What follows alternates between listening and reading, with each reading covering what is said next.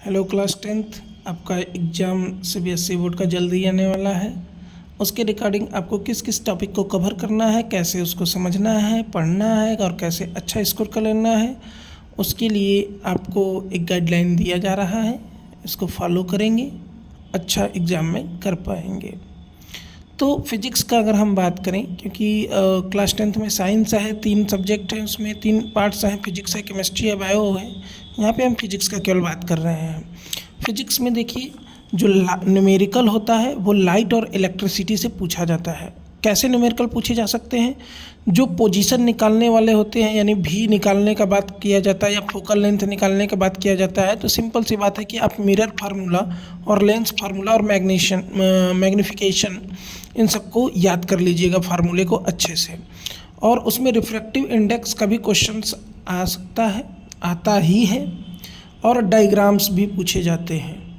और अगर इलेक्ट्रिसिटी की बात किया जाए तो ओम्स लॉ पे न्यूमेरिकल आता है, रेसिस्टिविटी पे न्यूमेरिकल दो कंपेयर करके पूछता है, और रेजिस्टेंस पे क्वेश्चंस, कम्बिनेशन ऑफ रेजिस्टेंस जो होता है उन सब पे क्वेश्चंस पूछे जाते हैं इजली।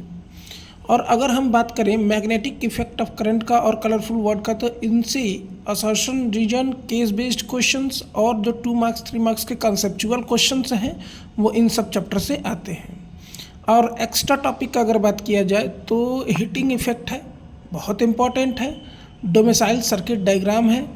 VI यानी ओम्स लॉ वाला जो है वही ग्राफ है, बहुत इम्पॉर्टेंट है।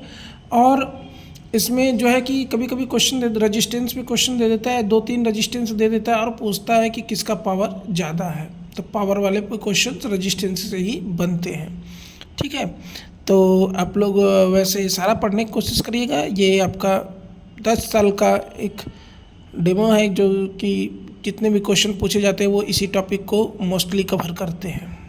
ठीक है, तो केमिस्ट्री और बायो अच्छे से तैयार कीजिए, फिजिक्स इसको ध्यान में रखते हुए तैयार करिए, एग्ज़ाम आपका बेहतर होगा।